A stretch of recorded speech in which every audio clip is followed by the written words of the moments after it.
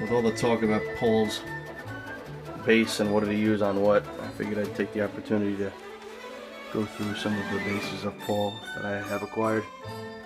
This is a Rouge Hofner copy. It's kind of cheap. It's got a cracked neck anyhow, but it still plays pretty decently. If this was really era corrected, have black tape on strings, but I gotta get some of those. This is the 4001 C64, replicating how this bass looked when it was first given to Paul by the Rickenbacker family.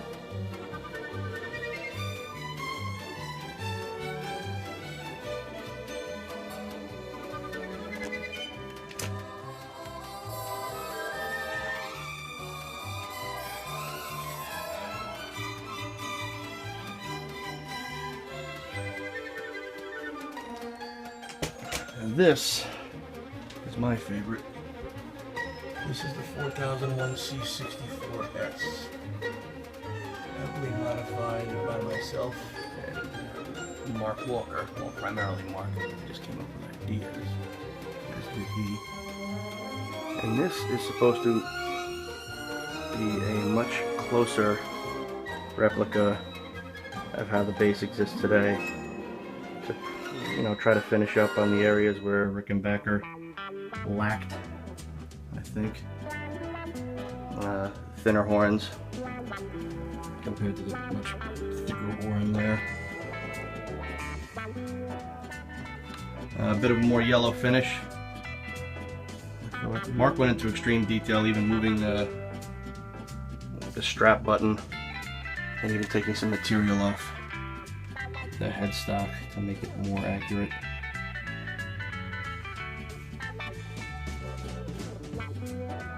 And the more that yellow finish.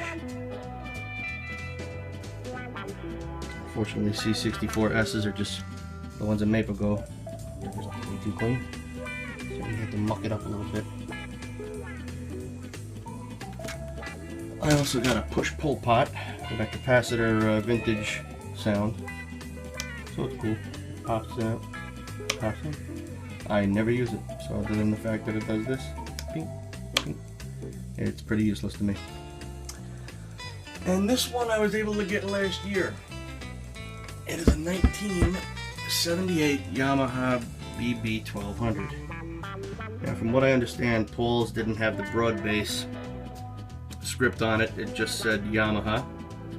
But I kind of like the way it looks anyway. It is a very heavy instrument. And the more I've noticed about Paul recently, videos that I've seen him use, it seems like he was doing some pretty funky bass playing, moving around the fretboard quite a bit, which is odd when you consider that this bass is so much heavier than the Rickenbacker, and especially the silly Hofner. Neck through design.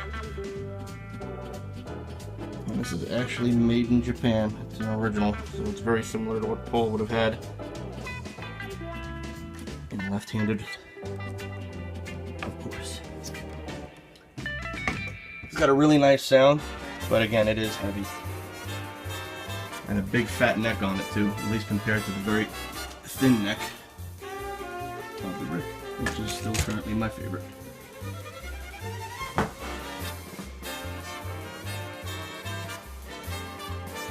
And there they are. Thanks for watching.